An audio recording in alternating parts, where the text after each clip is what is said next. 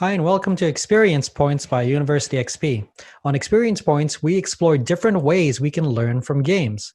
I'm your host, Dave Eng from Games-Based Learning by University XP. Find out more at universityxp.com. On today's episode, we'll cover gamified learning outcomes. Games have goals, classes have outcomes. Learning outcomes are a way for faculty, educators, and instructional designers to form and shape how a class will be structured. Game designers also form and shape the player's experience through structures, loops, and other activities. Some may think that these two areas are completely separate, but when taking advantage of games-based learning, they become one and the same. First, let's talk about creating quality learning outcomes. Learning outcomes are user-friendly statements. They are meant to be read and reviewed by students. They outline exactly what the student will be able to do and accomplish by the end of this specific class, course, or module. But learning outcomes are not usually included in games. Game designers don't approach this from the player's perspective. Instead, they focus on goals and progress. Game designers begin with the goal. They ask, what do we want the player to do? That goal is then achieved through the game through different activities. Game goals and learning outcomes can find common ground by combining their focus. Learning outcomes include student products, artifacts, and performances, whereas games focus on the activities that help players gain points, items, levels, and experience. This means that quality educational games balance all of these: meaningful student engagement, structuring of learning activities, and assessment of learning outcomes. Learning outcomes are structured in 6 levels, from the lowest to the highest cognitive skills. These are knowledge and remembering, comprehension and understanding, application and applying, analysis and analyzing, evaluation and evaluating, and synthesis and creating. Game structures can inform how learning outcomes are written and structured.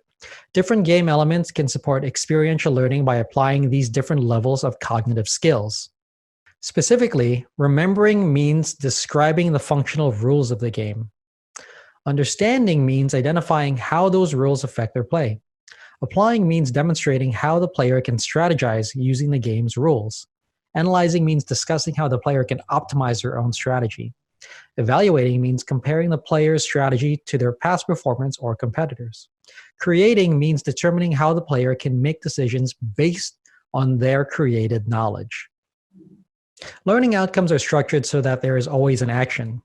This will result in an experience where knowledge is created and learning occurs. Students are asked to do some sort of activity, which will then result in a specific outcome. Likewise, games are designed with engaging activities. The player continues to follow the core loop until they reach a specific outcome or goal, at which point the game state is changed. The player, content, and environment are no longer the same. This means that when writing games-based learning outcomes, educators must include both the learning activity and the outcome. Both are structured in a way where the outcome is targeted towards the student and activity is clearly defined, and the conditions for achievement are outlined. Writing learning outcomes. So when looking at learning outcomes, the key thing to consider is making sure that you have a selection of active and measurable verbs. These are the things that you want your students to do after completing this course, class, or module. Here are some things to avoid.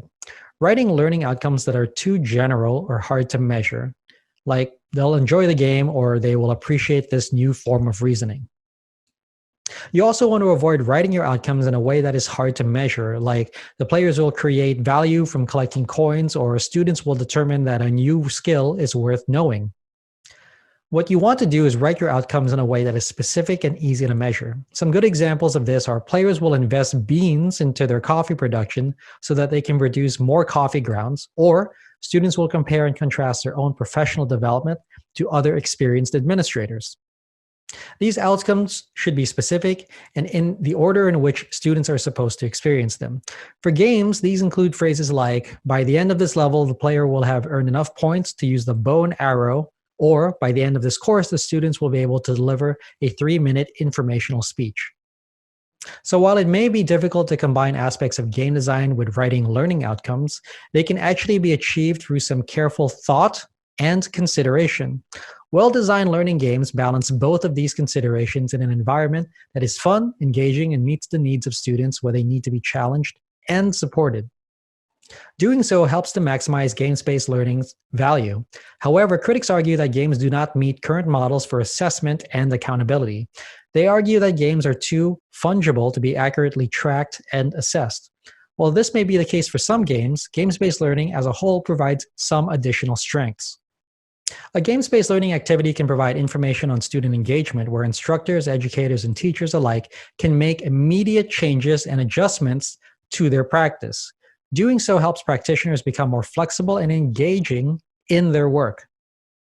Games-based learning uses existing games to help students achieve learning outcomes. Games are great for engaging students because they provide them with opportunities to put learned content into practice. Gameplay can address numerous areas of growth and development, including cooperation, problem solving, creativity, and communication. Part of the reason for games-based learning success is its ability to provide instructors with a visible assessment. Such assessments allow educators to adjust their implementation of games, conduct immediate debriefings with students, and examine their knowledge formation. This is done primarily through observation. In games, educators can observe student actions. They can closely monitor what they are doing, how long it is taking them to do it, how many attempts they have made, and the sequence of activities. Through this format, they can carefully scaffold their help and assistance as well as how they can communicate with their students overall. Games are fun because they give you immediate and tangible feedback through your interaction. Games-based learning can do the same thing through the prioritization of learning outcomes. This can be achieved by providing both students and players with information about their own level of proficiency and how they are progressing. One of the most applicable examples of this is Tetris. When you place a block, that creates a line. All of the blocks in your line disappear. This allows you to place even more blocks that will clear existing blocks from future play. This simple mechanic provides the player with immediate feedback and a sense of gratification. Placing the block in the best place clears the most lines. We can relate this to games-based learning where students get an immediate sense of feedback from their activities. Being able to correctly identify patterns in text, detect the theory and effect, and apply their learning in action are all great forms of active feedback. These are the rare moments of interactions where connections click for students. It's the sudden moment of enlightened knowing that provides that visceral and addictive sense of accomplishment. Students' sense of accomplishment is different based on the games they play and how they are used for learning. This makes adapting commercially available games challenging for achieving students' learning goals. There is no universal rubric for all games. Instead, we must think carefully and well about what we want our players to do and our students to learn. What we can do as educators is to ensure the quality of gameplay, making sure that our students are interacting with the system we weave in order to meet our learning outcomes is key. From time to time, our students may go off the beaten path and surprise us. Despite that, it is most important to ensure that the structure of the game is well connected to our learning outcomes. Different educators have different ways of doing this. Staying focused when students are playing can be challenging, but this can be done by giving them clear goals and tasks to accomplish. Well-designed games make this apparent, but ensuring that your students stick to those goals in the context of your learning outcomes is paramount. Making sure that your students stick to those learning goals in context is critical for their learning and success. That means observing your students to infer how they are performing. This will be easier in some circumstances compared to others.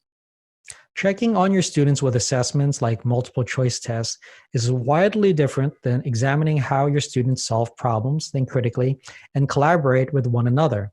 Making sure that your students know what they will be evaluated on is important as well. For this reason, make sure that you make your games-based learning outcomes a part of your syllabus. I also make it a habit of declaring it to my students before engaging in any gameplay. This way, they have a structure for how they plan to address their activities in your class. Lastly, ensure that your students know that this is still a relatively new method of teaching. Because of that, they should feel free to ask whatever questions they want about the class. This will help ease them into this new form of instruction. You can also help students adapt to this format by asking them questions while they engage and play. Ask them what they are doing, what is that, and what do you think will happen are some good questions. Remember, it's all about engaging with your learners in a way that is meaningful and helps them achieve the outcomes you've set. That's the bedrock of good teaching and instructor-led training. I hope you found this episode useful. If you'd like to learn more about games-based learning, then a great place to start is my blog at universityxp.com/blog. You can also get a full transcript of this episode, including links to references, in the description or show notes. Thanks for joining me. Again, I'm your host, Dave Ang from Games-Based Learning by University XP. On Experience Points, we explore different ways we can learn from games. If you like this episode, please consider commenting, sharing, and subscribing. Subscribing is absolutely free and ensures that you'll all get the next episode of Experience Points delivered directly to you. I'd also love it if you took some time to rate the show.